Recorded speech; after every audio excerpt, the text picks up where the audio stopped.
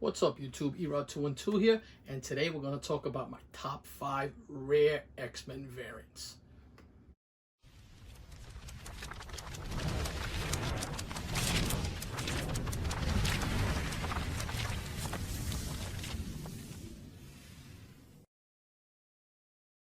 Alright, so I've been thinking about this for a while, and I wanted to show it to you guys and get your opinions on this, but I'm thinking about what are the toughest X-Men variants out there to find. And when I say X-Men variants, I don't only mean the X-Men title. It could be X-23, Wolverine, X-Force, anything with the X family. All right, and a couple came to mind. There were a few that I found, but some I've been hunting for a long time, and I'm having a hard time finding them because they're that rare. Probably won't own them, but I wanted to share them with you. So the first book I want to talk about is Wolverine number 145, the Nabisco variant. Now, I mentioned this before in one of my previous videos. I finally saw one at a con for the first time. They wanted $2,500 for it. So the thing with the Nabisco variant was that you had to mail in multiple UPCs from Nabisco Snacks to be able to get the book. So there are 425 graded copies right now in the CGC census. The last 9.8 sold for $1,700. There are 52 9.8s, and there are 94. I think it was 94. Yeah. Oh no, I'm sorry, 194 9.6s. So I guess Nabisco shipped these things pretty good. It's a great cover too. I think my man Gomez has one, but that's a book that I feel I should be obtaining within the next year before it just goes out of my reach. So now the next book I want to talk to you guys about is Wolverine number 10, Wolverine Origins number 10, which is the first appearance of Daken, son of Wolverine.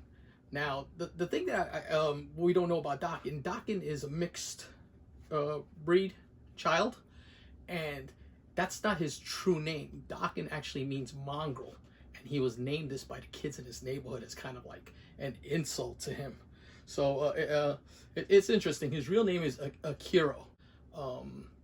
There are, I think, 2 or 3 others, but the one that everybody wants is that retailer incentive, that 3-claw retailer incentive.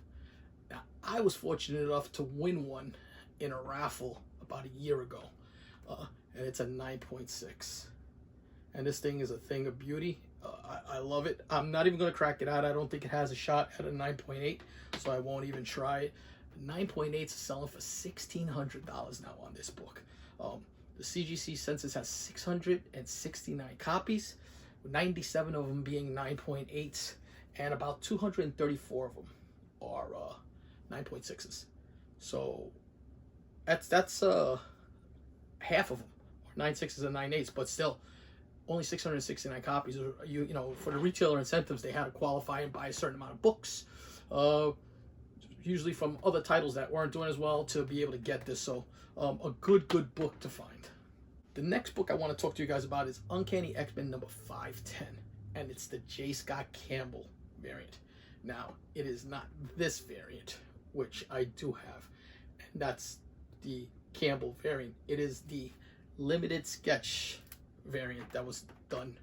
Now, this book could only be obtained at HeroCon and at San Diego Comic-Con in 2009. So, tough book. There are only 26 copies of this book graded. I mean, it is a gorgeous book. It's a great concept. There are a couple of other partials that are doing well right now, so you might want to keep an eye out if you run into one of those. They're starting to climb right now, the Campbell partials, but 26 copies graded, and there are only 9 9.8s, 6 9.6s, and the last 9.8 sold for $12,500 in 2018. Think about that. That's 2018. We are 3 years ahead of that. What is that book gonna go for now? It is just a super tough book to find. I know a member of the community had it.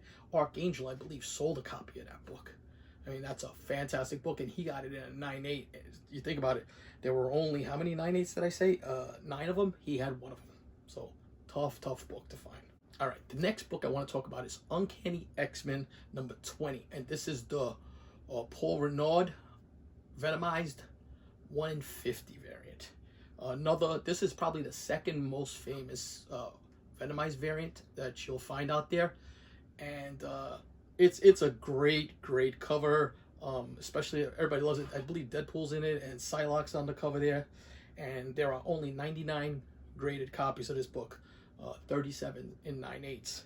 The last time this book sold in a 9/8, it went for $1,100.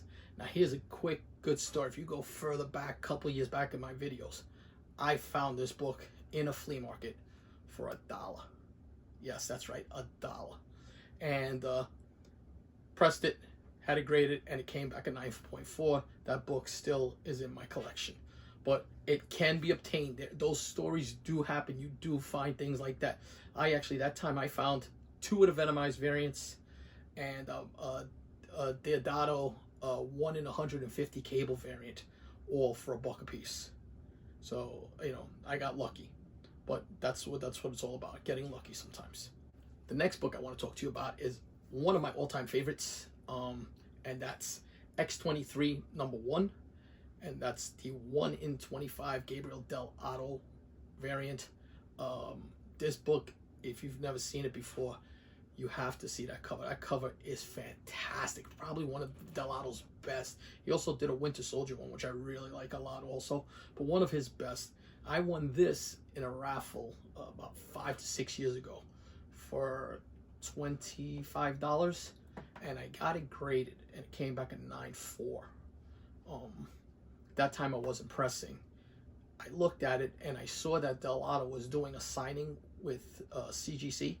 It wasn't, through a third party, because at that time they were taking it to Italy, I believe it was. They were taking it to Del Otto and bringing them back. So I cracked it out, I pressed it, went all the way to Italy, came all the way back, and it came back a 9.6. That is just a beautiful, beautiful cover.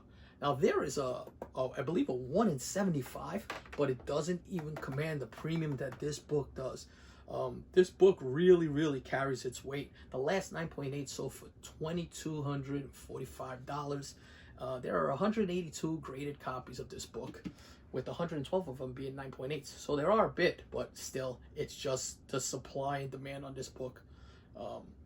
It never catches up. They actually redid this book under X-Men Red, and there was an outcry because the book saw a little bit of a dip, but then it just shot up again when people realized the one that they needed to get. And then we have one more, but before we do the one more, I want to do an honorable mention. I want to talk about Uncanny X-Force number 5. Now, it doesn't make my cut, but this Milo Manera variant is unbelievable. It's a 1 in 50 also. And I got this at my local LCS that closed down, but it came back a 9.8. I've had this in my collection since 2013 when it came out. Got it graded maybe a year afterwards. And 9.8, I'm super happy. There are only 80 copies of that book graded, and there are only 46 9.8s in the census. So I own 146.